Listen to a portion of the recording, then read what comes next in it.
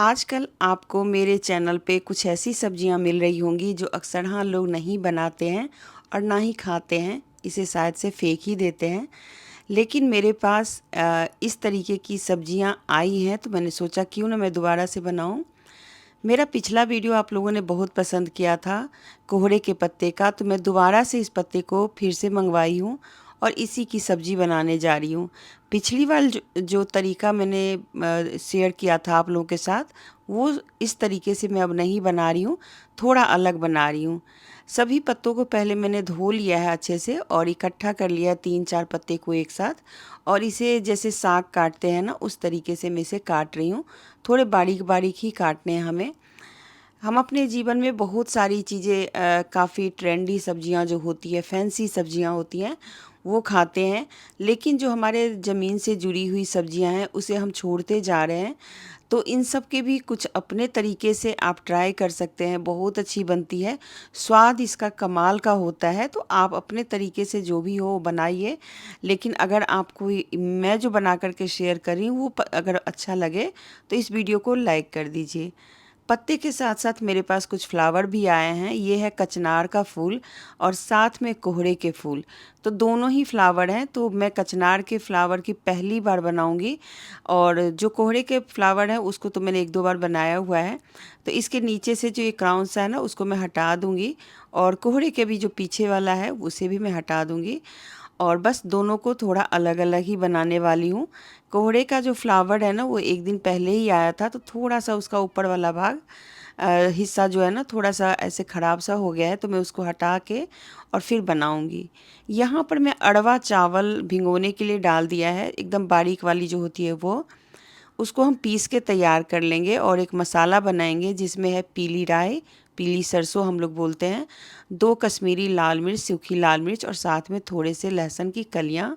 और चलिए इनको ना हम पीस के तैयार कर लेंगे। तो चावल को भी हम पीस लेंगे और मसाले को भी। यहाँ पर 2 आलू भी मैं काट के तैयार करके रख ली हूँ। अब पकौड़े बनाने के लिए यहाँ पर पहले मैंने बेसन लिया है 2 चम्मच। अब इसके अंदर हम डालेंगे जो चावल मैंने आपको दिखाए थे, वो चावल को पीस करके इसके अंदर डालना है। तो मैंने चावल पीसते टाइम उसके अंदर नमक डाल के पीसा था, तो बस अब हल्दी और थोड़ी सी लाल मिर्च मैंने डाल दी है और इसे अब हम घोल लेंगे। घोल गाढ़ा ही बनाएंगे। और चावल का जो पीस के मैं डाल रही हूँ ना, इसे हमारे में बोलते हैं पिठाड़। तो पिठाड़ में बना रही हूँ। पिठाड़ से क्या होता है ना कि काफ़ी कुरकुरी बनती है। आप चाहें तो सूखा चावल का आटा भी डाल सकते हैं, पर चावल को पीस के जब डालते हैं ना तो बहुत ही कुरकुरा सा पकौड़ा बनता है। तो चलिए इसको घोल लेते हैं, अच्छे से गाढ़ा घोल लेना है इसको। और देख सकते हैं कुछ इस तरीके का ये बन के तैयार हो गया। तो पहले हम पकौड़े ही बनाएंगे, क्योंकि मतलब इसको देख के थोड़ा सा मुंह में पानी आ रहा है। तो अभी तो कोहड़े का जो डंठल है ना वो मैंने पकड़ने के लिए यहाँ पे रखा हुआ है, लेकिन एक आध को मैं हटा भी दूंगी और एक आध को ऐसे ही बनाऊंगी।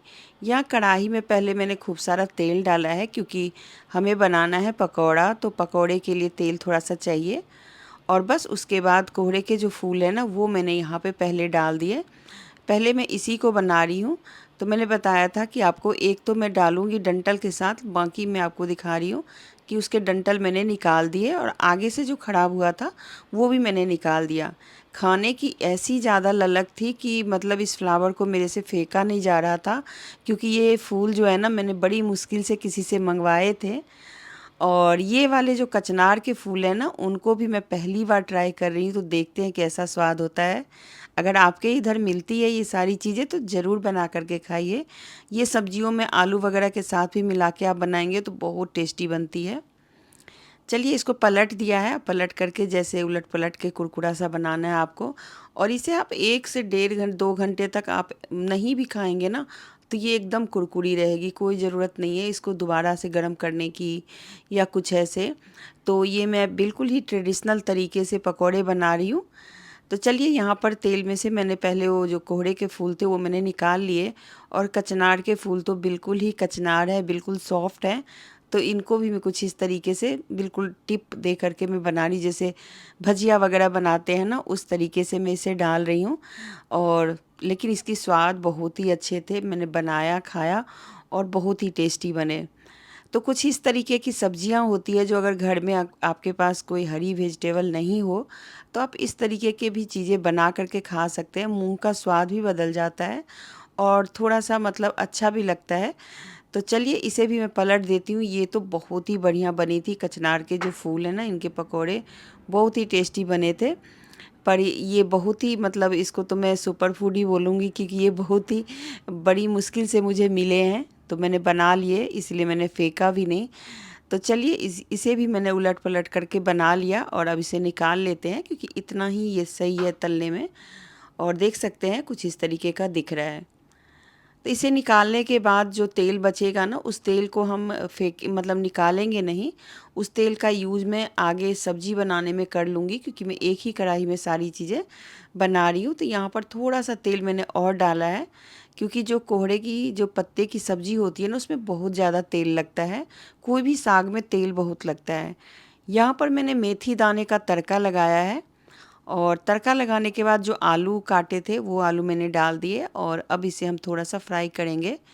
आलू कच्चा नहीं रहना चाहिए, एकदम पक जाना चाहिए, मतलब जैसे होता है कि पका हुआ हो। तो इसको थोड़ा सा मैं हिला डुला के ढक के पका रही हूँ, जिससे कि आलू का जो एक कच्चापन है वो दूर हो जाए। जैसे ही वो हो जाएगा तो इसके अंदर हम डाल देंगे प्याज। तो एक प्याज मैंने बड़ा साइज़ का काटा है, बस इसे भी मैंने डाल दिया। अभी आपको तेल थोड़ा ज़्यादा लग रहा होगा, लेकिन ये तेल सब्ज़ी के लिए ज़्यादा नहीं है। और जो हमने सरसों मसाला दिखाया था, उसको मैंने पीस के तैयार कर लिया था, उसे भी मैंने यहाँ पे डाल दिया। अब इसको हमें अच्छे से भूनना है। सरसों का जो मसाला होता है ना, उसे आपको पानी 1 से 2 बार डाल के अच्छे से भूनना होता है, नहीं तो उसका एक कच्चापन सा स्वाद आ जाता है।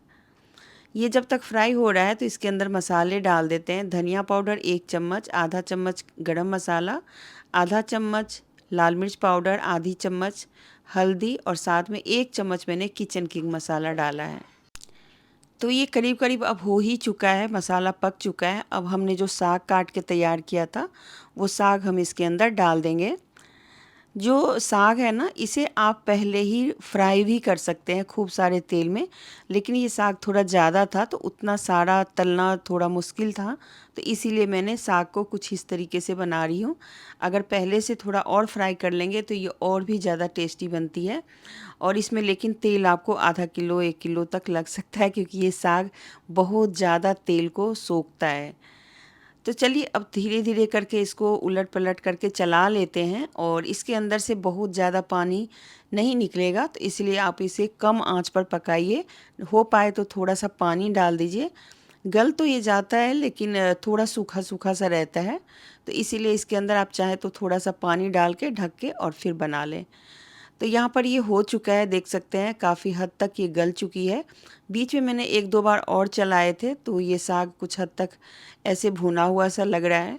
तो बस अब चाहे तो आप इसी जगह पे मतलब निकाल सकते हैं सब्ज़ी को, या फिर मेरी तरह आप थोड़ा सा पानी डाल के इसको कुछ इस तरीके से ग्रेवी बना करके खा सकते हैं। तो मुझे ग्रेवी ही बनाना था और आप लोगों को मेरी जो सब्ज़ी है वो ग्रेवी वाली ही पसंद आती है, तो इसलिए मैंने इसमें पानी डाला, 1 गिलास पानी डाला था। अब सूख के वो आधा गिलास तक रह गया, मतलब सब्ज़ी के बराबर रह गया है।